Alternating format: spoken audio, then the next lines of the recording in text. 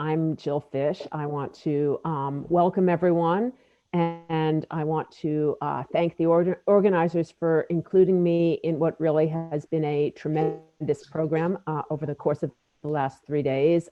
We've heard a lot of different viewpoints, and I think had a lot of very fruitful discussion about corporate purpose and what it can accomplish. So the presentation today is going to be by Rebecca Henderson. Rebecca Henderson is the John and Natty MacArthur University professor at Harvard Business School. As you heard from Marco, she's an expert on innovation and organizational change. Her research explores the degree to which the private sector can play a major role in building a more sustainable economy.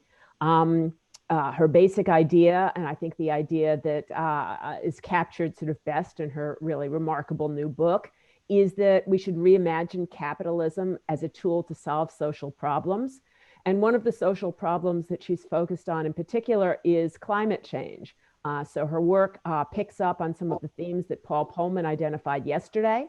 And Rebecca will have 25 minutes before she starts, before I sort of pass the baton. Let me introduce her commentator. So her presentation is going to be followed by comments from Jordi Gual. Jordi is chairman at Caixa Bank and professor of economics at IESE Business School. Before taking on this post, he was Caixa Bank's executive director of strategic planning and chief economist, and Director General of Planning and Strategic Development at Criteria Caixa. And he's got a number of excellent books on banking and other topics as well. But I'm not going to take it away from Rebecca's time by giving you any more details. You'll have to look at his bio for the nitty gritty. So welcome, Rebecca, welcome, Jordi, and Rebecca, the floor is yours. So it's been a fantastic conference so far, and I'm very excited to be here. I want to talk about why purpose might matter. So a lot of the previous speakers have talked about, does purpose really drive firm performance? Will firms change on their own anyway? I want to talk about two things. The first is that I believe we need systemic change if we are to reimagine and in fact save capitalism. And secondly, that I think purpose-driven firms can play an important catalytic role in driving this transformation. As Jill and Marco were kind enough to mention, I've recently published a book on this topic, Reimagining Capitalism in a World on Fire. It is not an academic treatise. It is a work of rhetoric, arguing that we need to transform capitalism, that this process of transformation is already underway, and that purpose-driven firms are central to what I believe we see happening. And it's full of fun stories, but is deeply rooted, I hope, on the work of literally hundreds of researchers. So I try and draw on the latest research to make my case. So why system-wide change? As Marco reminded us, and as Bengt did too, capitalism has been tremendously successful. And as I've been talking about my book, I routinely open by saying that I think markets, free markets, are one of the great inventions of the human race, an unparalleled source of innovation and prosperity. And I open my presentations this way because so many of the groups I'm talking to say to me, why should we reimagine capitalism? Why don't we just throw it out? When we asked the Harvard Business School class, the first year Harvard Business School class in February, before the pandemic, was capitalism broken? Half the class said yes. A majority of people under 30 in the US currently claim that they prefer socialism to capitalism. They probably mean that they want decent healthcare, but it's still not a good sign for those of us who are fans of capitalism. So what's going on? Why do we need systemic change? Well, I would suggest there are three major reasons.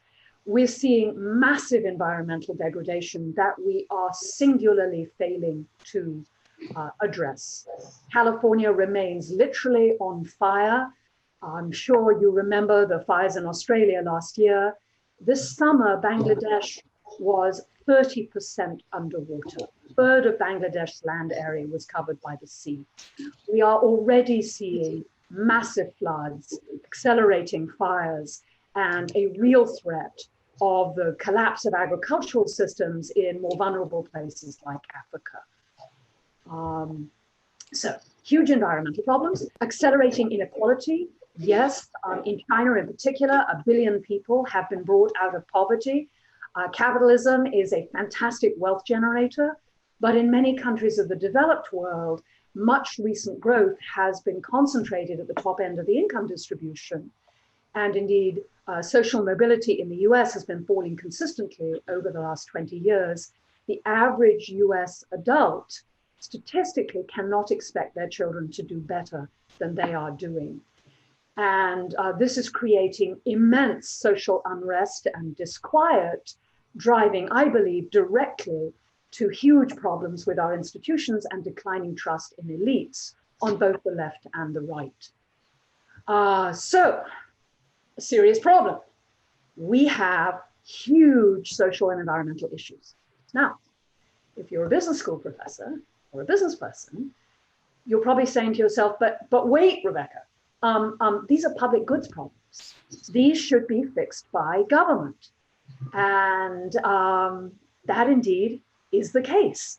These are massive collective action problems to which I believe the first best answer is indeed rebuilding our institutions. So to be a little more formal about that, if we draw on the work of those in political science and in development economics, it's pretty clear that prosperous free societies rest on 3 foundations. The first is absolutely free markets. There was a wonderful phrase in an Economist article some years ago where the journalist said, you know, looking back over the last 20 years, the only thing worse than being taken over by a neoliberal regime was not being taken over by a neoliberal regime. So definitely free markets at the heart of freedom and prosperity.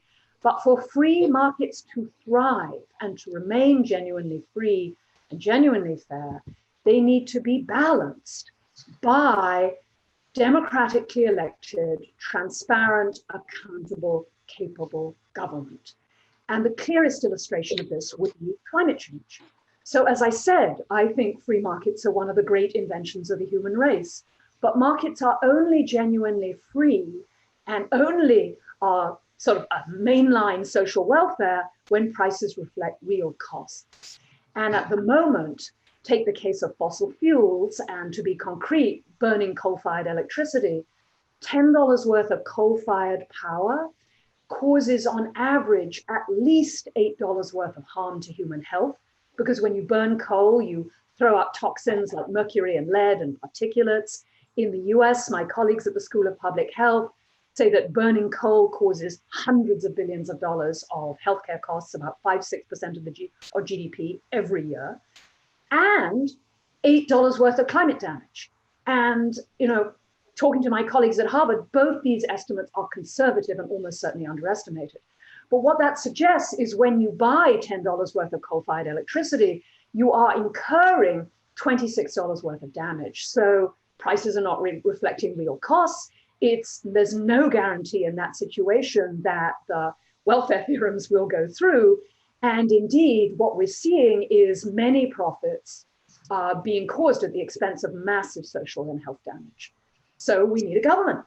We need a government to price externalities. It's not a radical idea. This is Frederick Hayek, but is fundamental to our current dilemmas. So we need free politics to balance free markets. And of course, to hold both of those in check, we need strong civil society. So rule of law, free press, respect for minority rights, some kind of voice for employees. So this is fairly standard. So you'd say, okay, no problem. Business can just put its head down, maximize profits. Why do we need to worry about purpose and this other stuff? Well, because our institutions are not doing terribly well. So you have Brexit in the top left and France, the Yellow Jackets protesting climate taxes on the right. And those of you in the US will know that we are facing an election on Tuesday, which feels for some people as momentous as any election the US has faced in the last couple of 100 years. So why business? So firstly, and let me be very clear about this, I think there is a massive economic case for business to step up and address these social and public problems.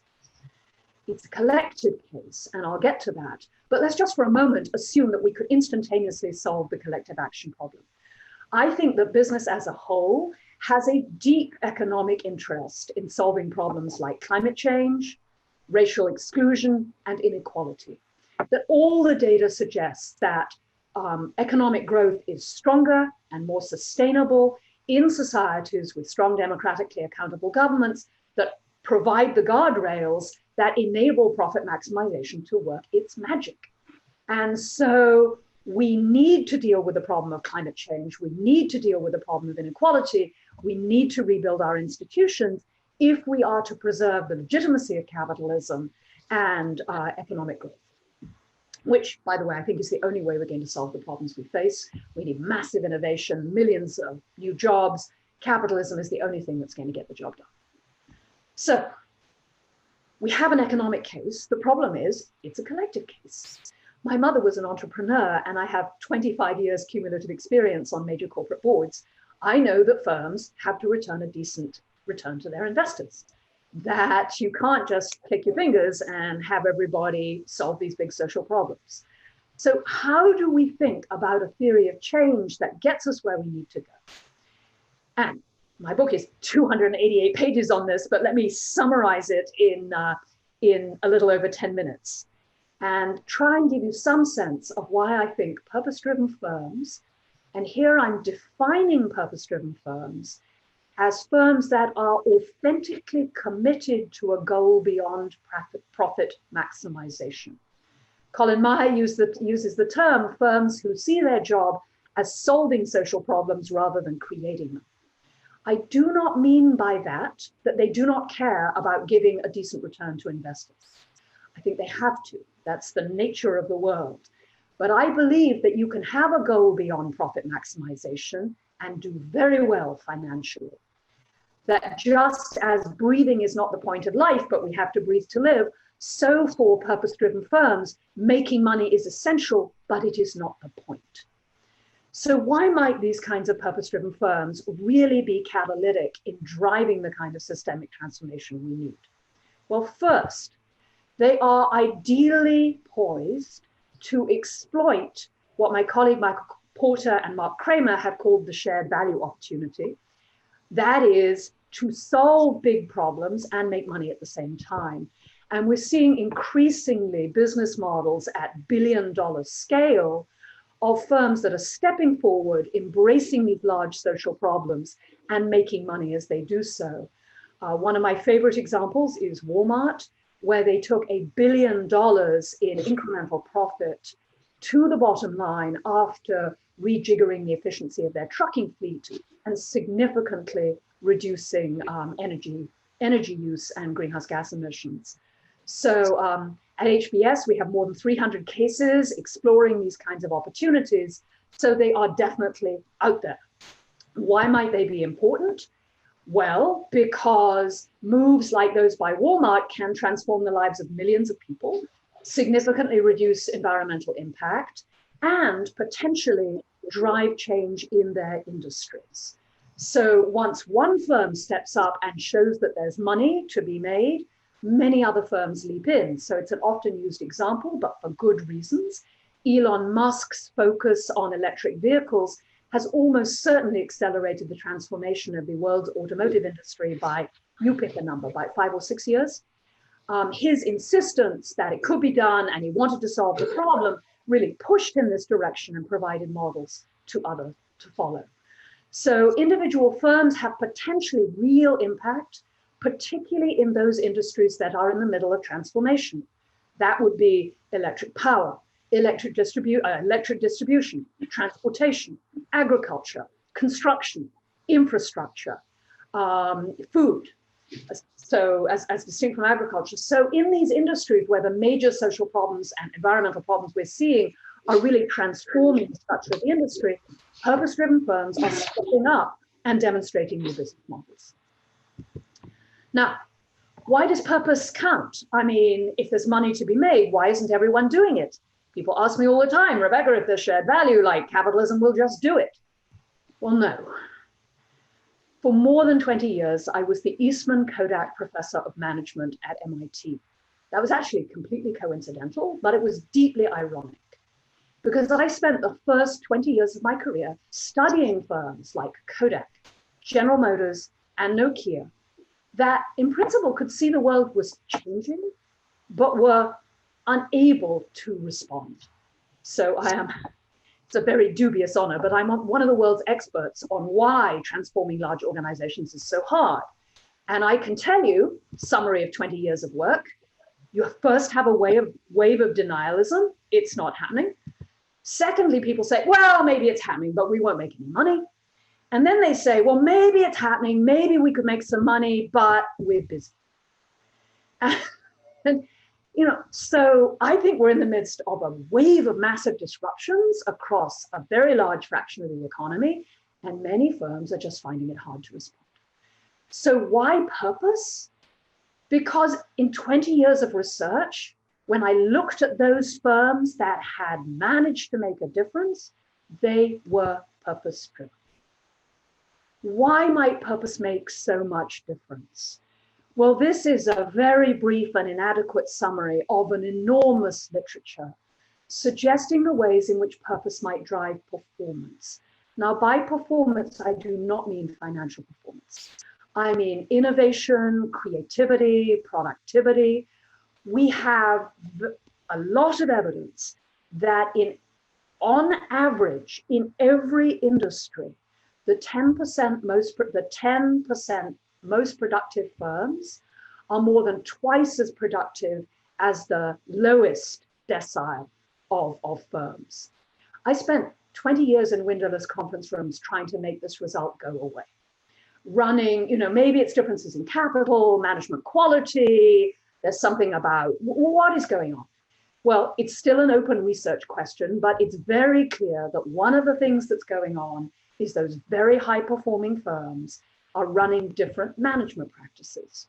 They are running much higher levels of communication, much more decentralized power, much higher levels of trust, and that, this old idea, management matters, it really does.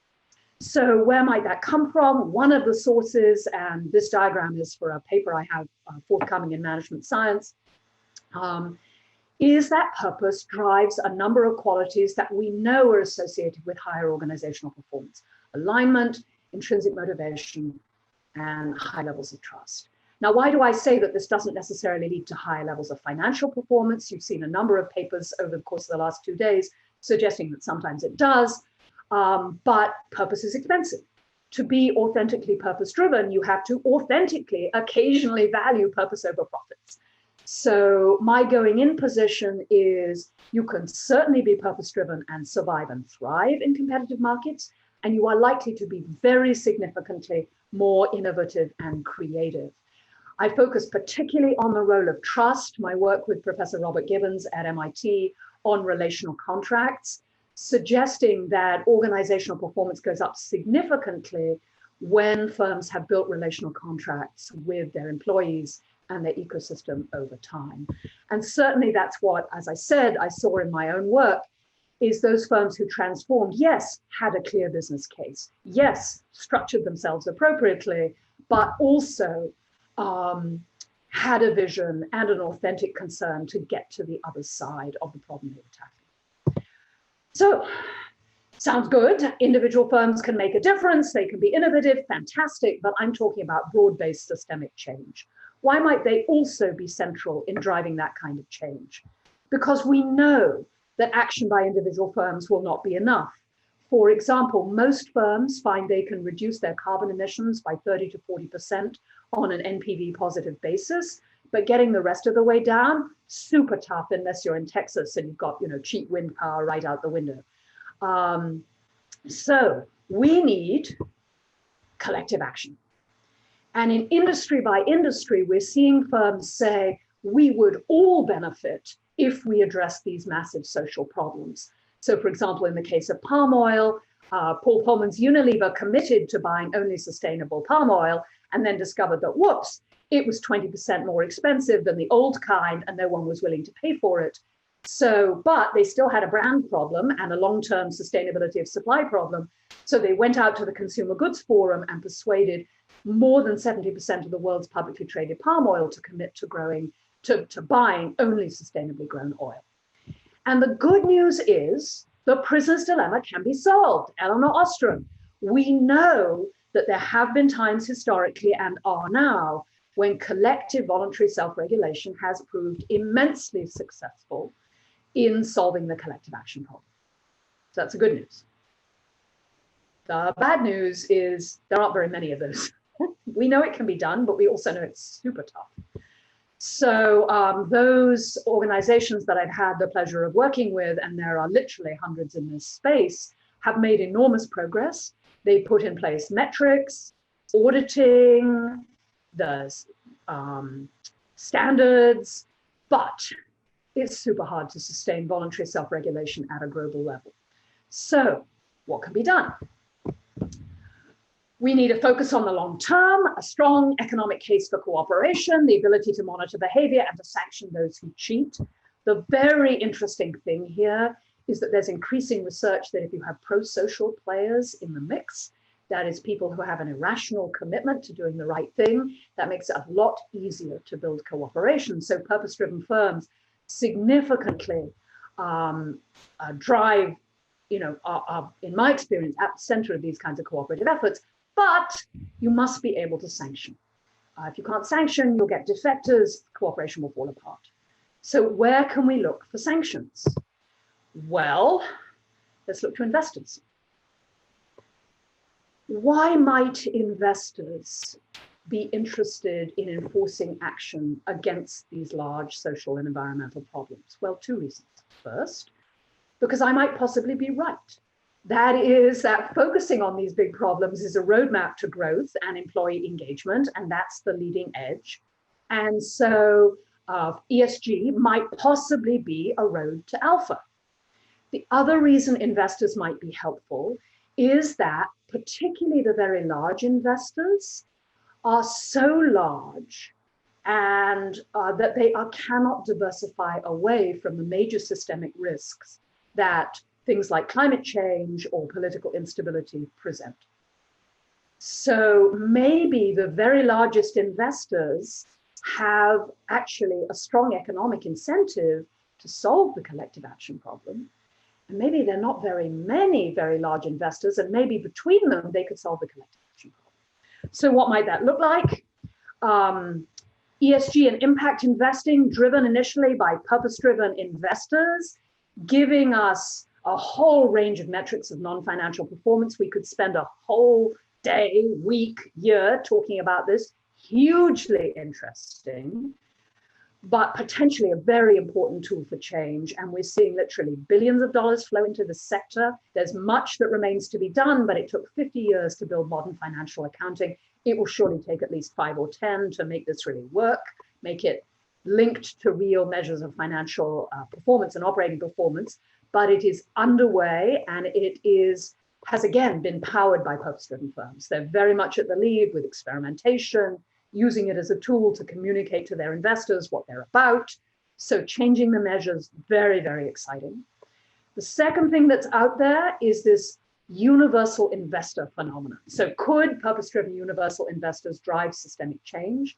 I had the pleasure of working with Hiro Mizuno, who until recently was the chief investment officer at the GPIF, the Japanese government pension fund. That's the largest pension fund in the world with $1.7 trillion under management.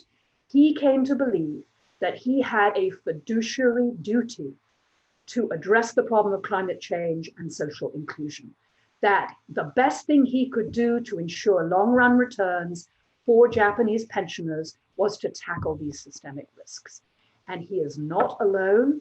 It's a very significant movement of large-scale capital in this direction, partly driven by the massive transfer of wealth that's happening in the big family firms from one generation to the younger generation, and they are all over this. So a lot of money pushing in this direction. So maybe groups like Climate Action 100, that's 40 trillion of investment, focused on the 100 largest emitters in the world, saying you have to get off carbon, show us the roadmap, show us the milestones. It's fundamental to our long-term financial success. So that might really get us off carbon. But not going to solve all our social problems. Particularly, I think, the problem of inequality. So there's a deep question here about whether business can help rebuild our institutions. And if they could, how would we feel about that? Would that be crony capitalism or would that be good citizenship? I personally believe business should be lobbying hard for the repeal of legislation of things like Citizens United, which has flooded the American political system with money and is bringing the entire system into disrepute. Could it happen? Strong collective case. We know that strong institutions drive economic growth. It's happening now. We're seeing things at local levels. We are still in, for example, is a coalition of business working with state and local governments to drive carbon policy. We've got a number of groups out there trying to persuade business to talk about civics and encourage voting and rebuild the democracy. It has happened historically. I talk about 3 times in the book: Denmark in the 19th century, Germany in the 40s, Mauritius in the 60s, where the private sector, faced with the close collapse of the society, sat down with government and with representatives of labor to rebuild the society's institutions. So, in summary, this is what purpose-driven firms can do. Individual action, rewire finance, build cooperation, and rebuild our institutions. Lots of research to be done. Lots and lots of research. I think those of us who are academics and researchers can contribute to this in many, many ways. But let me close by saying, in the end, it's just the right thing to do. We don't want to be sitting around 20 years from now, 30 years from now, saying, yeah, planet got destroyed. But for a beautiful moment in time, we created a lot of value for shareholders. Thank you very much. Thank you, Rebecca. That was fantastic. And you gave us an awful lot to think about. I've got a million questions myself, but I don't want to steal Jordi's thunder. So Jordi, you're up next. Thank you very much. I hope you can hear me well. Good afternoon, good morning in America, good evening in Asia. It's a pleasure to participate in this exciting conference. Thanks to the organizers. I have to say that I truly feel at home today, even if it has to be digitally, having been a member of the board of ECGI and also a faculty member for a long time of IESE Business School. So thanks, Marco and Jordi, for putting this exciting conference together. Now, I have to say that I am unlikely to do justice to the work of Professor Henderson this afternoon. She was kind enough to send me a summary of her book a few weeks ago, and I read the summary, and I will base my presentation on the summary that I read and the slides that I've seen today and the presentation that she has done. But this is unlikely to do justice to her work, but I'll give it a try, okay? Now, she starts by recognizing the tremendous possibilities of capitalism as an engine of wealth creation, and I cannot but concur with that. And she immediately has turned, in the summary and today, to the potentially adverse effects of what she calls global capitalism.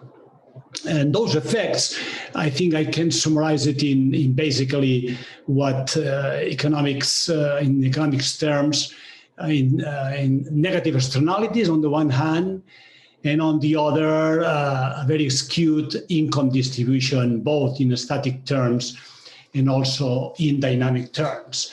And of course, she asks herself, what can business do about it? And she's worried, of course, because those harmful effects of capitalism undermine the legitimacy of free markets and put in question a system which on its own has been able to create lots of wealth in the planet. Now, I think that she makes 2 central points which I want to dwell upon. The first today has not been the full emphasis of the presentation, but it's in the book and in the summary. The first is that we in companies, we have a moral duty to act in the presence of these harmful effects. And the second point is that not only do we have a duty to act, but it's in our interest.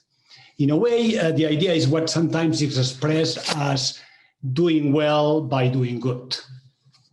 Now, let me elaborate a bit. I think that the statement that confronted with those income inequalities and those externalities, we have a moral obligation to act. This is quite a strong statement. I think that such a statement calls for a whole reformulation of the purpose of the company. And it asks the companies to embrace what I could call a version or some sort of a stakeholderism, so that we take the interest of all stakeholders into account. And we take those interests, those stakeholders into account for their own sake, as means. Sorry, they cannot be instrumental. They have to be ends in themselves. They cannot be used as means.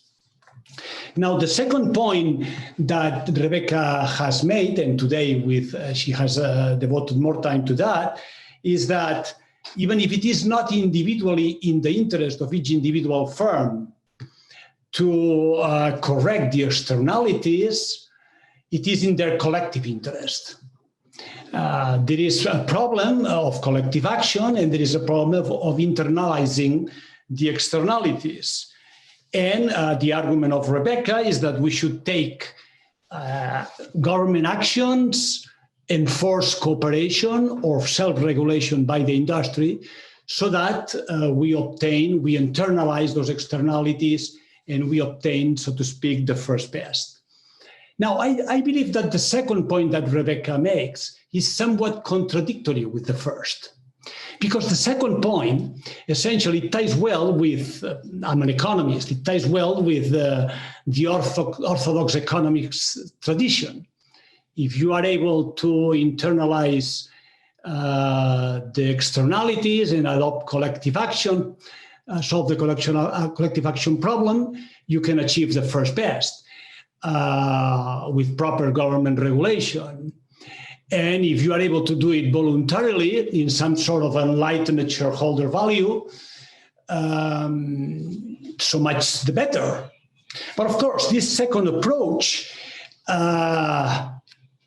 takes into account the interest of stakeholders as instruments, as means to an end, not on themselves. In the case of regulation, you are forced to do it. And in the case of enlightened shareholder value, you do it because in the end, it will maximize long-term shareholder value. And this, in a way, is the approach that the Financial Times took when the Business Roundtable published their letter last year. They said that, I read, we in companies, we face the tragedy of the corporate commons, and we should solve it. Now, let me try to clarify this debate. I hope to clarify it, or try to clarify it. Imagine a world where you have two types of firms, type 1 and type 2. Type 1 firms are the ones that maximize long-term shareholder value. And they do that subject to the restriction of capital markets, labor markets, and good markets. And they do that subject to the restrictions of government regulation. And not only those restrictions, the market restrictions nowadays also include the restrictions imposed by ESG indicators and the impact those indicators have on the reputation of companies, the behavior of investors, and the behavior of consumers.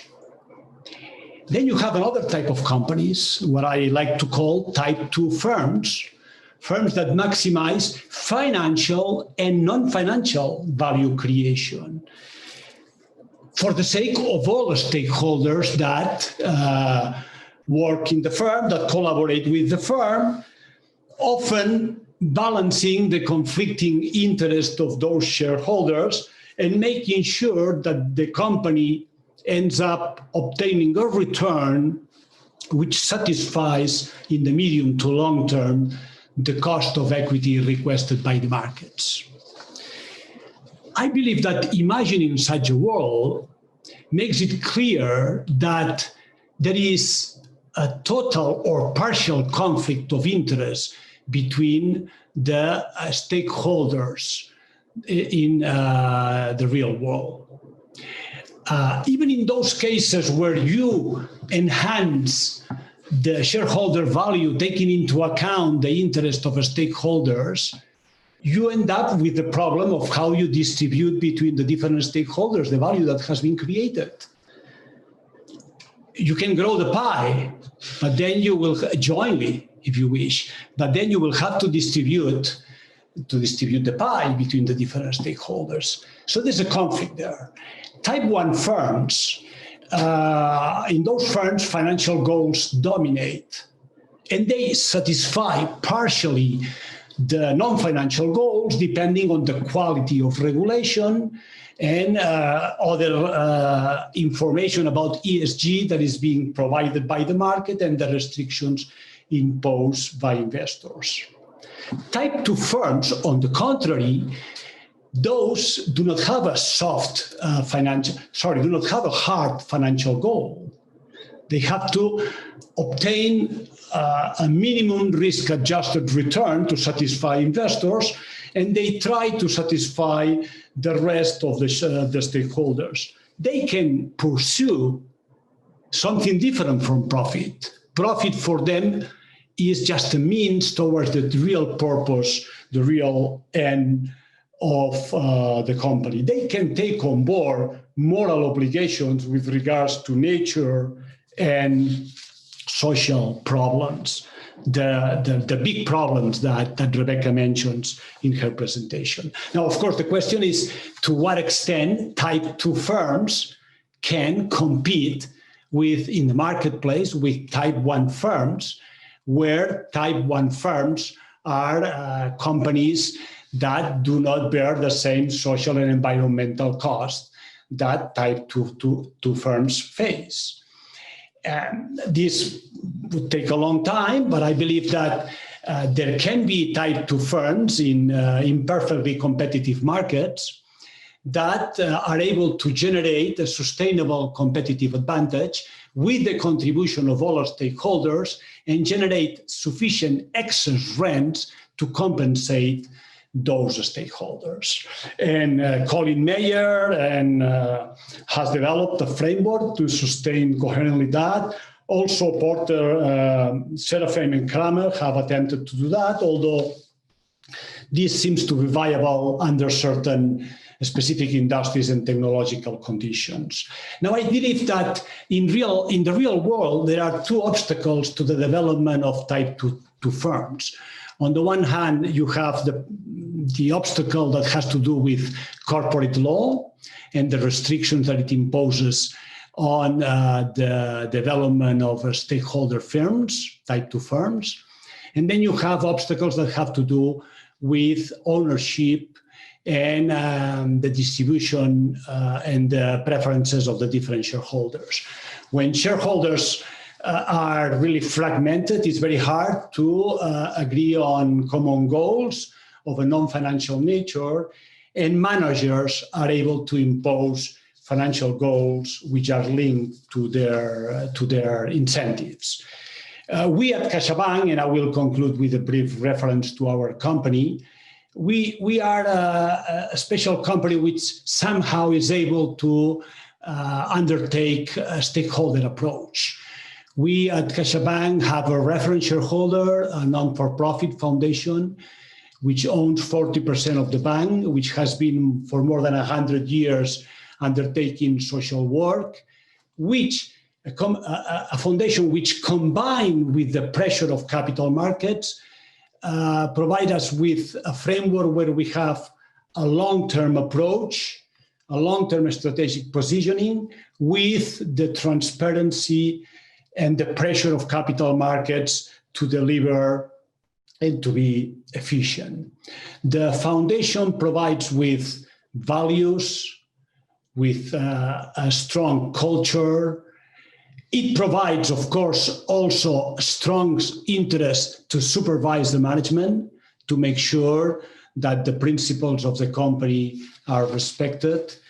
And we undertake, of course, at the same time, a constant dialogue with the capital markets to make sure that our enterprise model, which is a bit peculiar, it's fully understood. Let me conclude that it is true that corporate governance guidelines and the usual rules of corporate law are designed mostly for the standard publicly owned corporation, and we sometimes miss that the legal frameworks and the corporate guidelines, corporate governance guidelines, are a bit more open to the diversity of corporate structures and corporate ownership, because we believe that that would be beneficial to the whole corporate landscape. On the other hand, as I said, we comply with all the rules, and those rules that guarantee that the minority shareholders have a say and are totally respected by the reference shareholder, I think that work in the interest of both parties. Okay, and I will stop there because I believe that I went a bit over time, and I present my excuses to the moderator because of that. Thank you. Not a problem. Rebecca actually had finished a little bit early, so I think she saved her time for you. But because of that, I'm going to allow her a couple of minutes for rebuttal before we get to the questions. Jill, thank you very much. And Jordi, thank you. What a fantastic presentation, and what an insightful summary of the issues that we face. So let me use your language to answer. There are, I believe, basically two ways forward as people who think about this are recommending. One says, no, it's all about type 1 and we just need to fix the rules. It's not the business of business to internalize the externalities. We should have a democratic process to do that. I'm just going to put my head down and make money. And then there's a very strong movement represented by people like my colleague Colin Mayer saying, no, let's make the whole world type 2. Let's move everyone onto the stakeholder model. So I come out confusingly in the middle. I don't think if we just do nothing that we're going to get the kind of regulation that will enable type 1 firms to maximize profits and address these large social and environmental problems. So I think doing nothing is unadvisable. I also think it's, depending on the region of the world, but in many regions, unrealistic and unadvisable to turn to firms and say, okay, everybody be type 2 firms. I think it puts far too much discretion in the hands of management, that in those locations that have been running type 2 models, and you pick, but maybe Japan, maybe Germany, they have strong institutions that constrain and support the actions of managers in running their firms.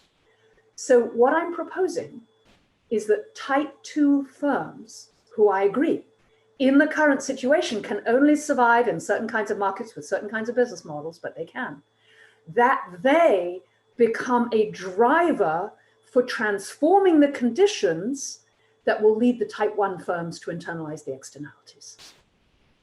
So I think we need political and regulatory change. And we need the capital markets to step up against these issues. And I think purpose-driven firms can be an important catalyst in doing that.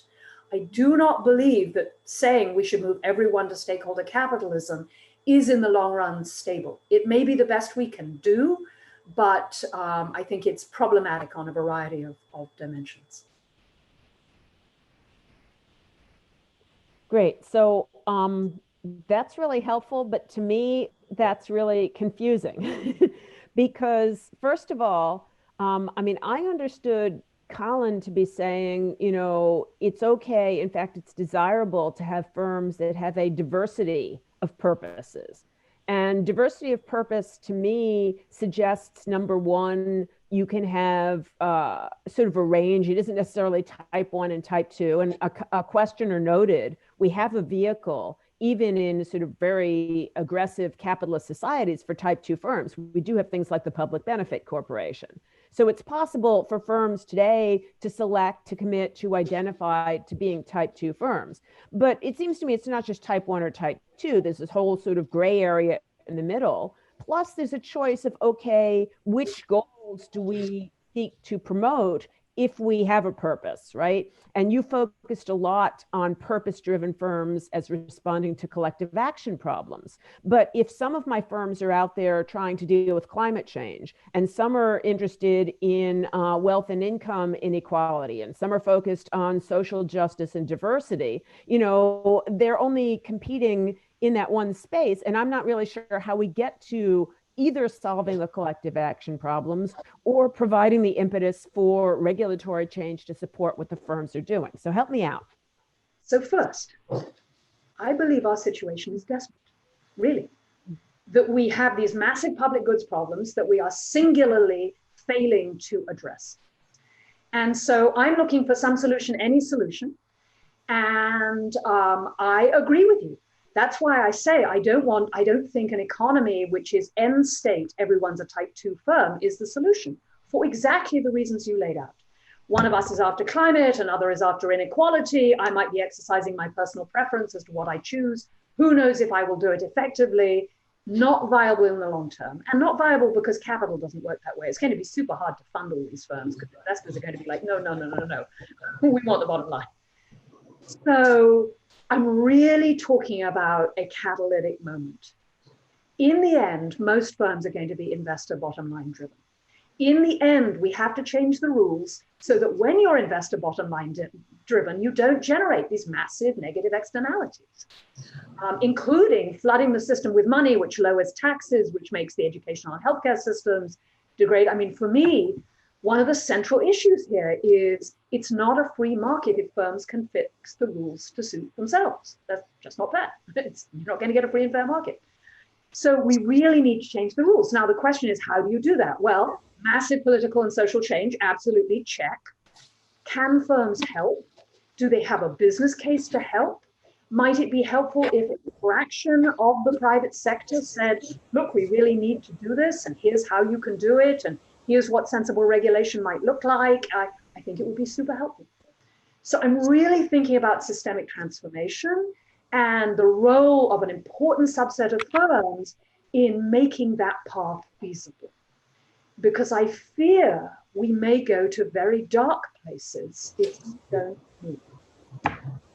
That we're going to left or right-wing populism, and neither is good for business or for society. Yeah, I mean, you know, that concern sounds a lot to me like what Paul Polman was saying, right? It's a desperate situation, and, you know, acknowledging, right, this might not be sort of a perfect way of dealing with it. Perhaps it's all we have. I think that makes a lot of sense. I think the place that you sort of put teeth behind that is by saying, you know, in a lot of situations, there's an economic case here. And I hear you saying, and I guess this is another point on which you don't seem to be sending a completely consistent message, but I hear you saying, you know, a lot of the time, this is going to help with the bottom line, but for whatever reason, shareholders, managers, and I think mostly managers are uncomfortable. They know there's a need to change. They're not really sure. They're not really sure how the market will react. Maybe purpose is a tool that they can use for kind of getting buy-in from all of the different stakeholders to something that they acknowledge has to happen anyway. Well, this is what Jordi accused me of, and I loved his remarks. You know, it's like, wait a moment, Rebecca. On the one hand, you say there's a really fundamental moral case and you talk about authentic purpose, but then on the other, you say, well, it's really instrumental to be authentically purpose-driven, and that if you're really authentically purpose-driven, you can uncover all these profit opportunities that these bastards who focus only on money cannot find. And I'm absolutely saying both things. I just published a piece in Daedalus called Climate in the Boardroom, struggling to reconcile maximizing shareholder value with the end of the world as we know it. So what I am describing is the reality I see in the managers I work with, which is you have to be focused on the bottom line. That's the way the world works. but they are authentically purpose-driven. And being authentically purpose-driven is often, not always, but often good for the bottom line. Does that mean that there's some kind of, it's not really authentic because it works out okay in the end? I mean, think about those of us who have parented 2-year-olds. You tell your 2-year-old that you have to share your toys and it can't be about you the whole time. And you have to think about the broader whole. Are we doing that because we are committed to building a healthy society in which we all work together and it's the morally right thing to do? Or are we telling that to our 2-year-olds because, hey, you get along a lot better if you think about other people and think about the broader whole? So I think, in fact, in reality, these two things often lie on top of each other. And that's okay. That's what humans are. And, you know, I spent the early part of my career trying to persuade economists that, yes, inertia was real. You know, my very first academic paper was called Underinvestment and Incompetence in Response to Radical Change. And the editor of the very prestigious economics journal to which I sent it back saying, Rebecca, you have written a paper about how the moon is made of green cheese, and economists have paid too little attention to the motion of cheesy planetoids. Well, thanks to the revolution in behavioral economics, we know that there are persistent cognitive and perceptual biases. Thanks to huge amounts of work in organizational and social psychology, we know that groups refuse to admit new reality and refuse to shift. And mobilizing authentic purpose to bust through these kinds of barriers, is it instrumental or is it the most purpose-driven thing you can do? You tell me. Well, but see, then I wonder if purpose in this whole discussion is greenwashing, as opposed to, look, let's face it, running a profitable business in 2020 is really different from running a profitable business in 1950. And, you know, you have to get on board, and things that perhaps didn't matter to your bottom line in 1950 matter today. And an enlightened, a forward-thinking board is going to recognize those things, anticipate those things, you know, take those things into account, right? And we don't have to call it purpose, right? It's just what, you know, good business decision-making is about. And, I can see why, sort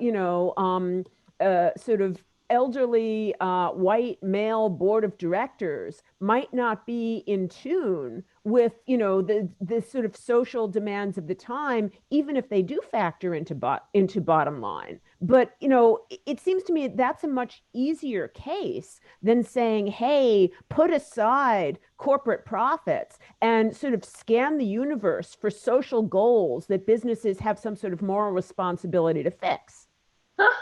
Oh, but Jill, two things. First, the fact that the world is now changing in ways that it's becoming clear to many boards that they need to shift is, in my mind, the result of the success of this strategy and the fact that the world is changing in ways that make this true. But secondly, when those of us who focus on purpose work with firms, we never say, put aside profits and scan the world for social problems. I mean, are you kidding? What you say is, here's the deal. You're really jumpy about the state of the world and your kids are getting at you and your employees are telling you that you have to pay attention to these issues. So I tell you what, we are going to look at your business as where the growth opportunities are and where the profit opportunities are to address these kinds of issues. And you are going to find that they are there and they are big. That's what you say. That's how this happens. I mean, I had the great good fortune of facilitating Paul Polman's strategic retreats for the first few years of his tenure at MIT, at Unilever. And I can tell you, and I don't think I'm talking out of school, that he was completely schizophrenic. He would give these fabulous talks about the world is burning and we need to do this. And his senior team would look at him and go, Paul, we have to manage the deodorant business. And so one of the strengths of a leader like Paul is absolutely being able to negotiate that tension. And it has to be about both the inner purpose and the bottom line. And now, having worked with Unilever for many years, I promise you, those managers, the current CEO, totally authentically purpose-driven, completely focused on the bottom line. And I'm sure he talked about the growth they're seeing and the success in recruiting. So it's not an either-or. It's a dynamic process that I think could make an enormous difference. Now, I know Jordi has his hand in the air, but Jordi, give me 1 second because there's another theme in the questions that I want to make sure Rebecca gets to.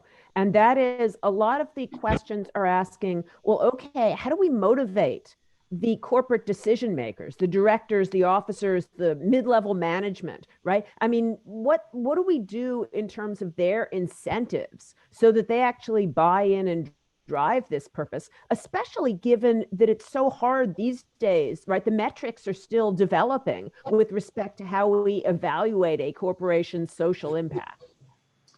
So very briefly, very carefully. And this is why the focus on the longer term is important and the focus on metrics are important. Because you don't get permission to invest for the longer term if you don't have good metrics about where you're going and what you're going to do along the way. And you cannot focus on the long term if your metrics are overwhelmingly focused on the quarter. So in order to make this work, as in any successful transformation effort, you need new metrics and you need a longer time horizon. And you need to carve out space within the company to make that happen. Jordi. If I may, coming back to what Rebecca's answer to my points and also to some of the discussion you've just had, I agree that Rebecca's book, which I look forward to read in detail, falls somewhere in between type 2 and type 1 in the terminology that I used. Now, it's not that I'm proposing that myself that all the world is type 2.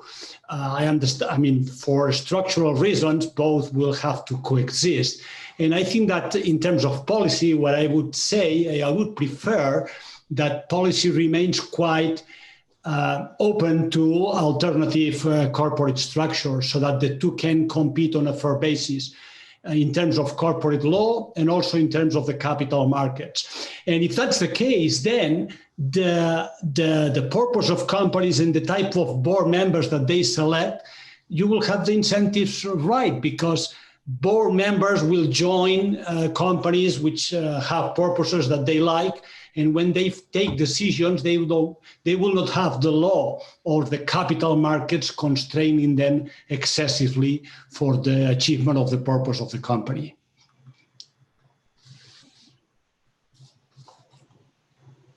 Did you want to respond to that, Rebecca? Yes. We agree to a large degree, I believe. We completely agree on this. We absolutely completely agree on this. Yeah.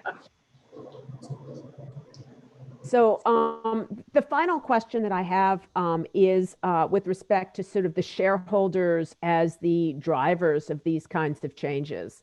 And right, there's a range of shareholders out there, and particularly if we go global, right, the way in which companies are owned, we know it matters, right? If you've got a foundation, a nonprofit in particular that's a substantial shareholder, it really facilitates your commitment to purpose. We actually see in the US some shareholder activism, some hedge fund activism that you could, I think, classify as purpose-driven, and it seems to fit in very well with the story you're telling, right? This is a kind of, hidebound board that doesn't really see that the company has to change, right? The change includes some of this ESG stuff, and the hedge fund comes in and says, look, wake up, do this. And that can be very powerful. But in a lot of the space, we have institutional investors that may have their own objectives, right? And they're also intermediaries, they're agents. And so one of the things that I worried about a little bit in the discussion on Wednesday was, how do you really deal with shareholder force or shareholder drive for purpose when the shareholder is itself an intermediary and when its ultimate beneficial owners may have conflicting views about purpose? So I had the great good fortune of going to a conference a couple of weeks ago on this topic. And the idea that investment intermediaries are in fact agents, and that in some cases, they in fact have a duty to pay attention to these issues. So if you're agent for the Japanese government fund and they want you to focus on the long term and address climate change because they think that's their fiduciary duty, what are you doing? So there is a very interesting paper by Leo Strine in this space, and Professor Bolton also has a fascinating paper in this area.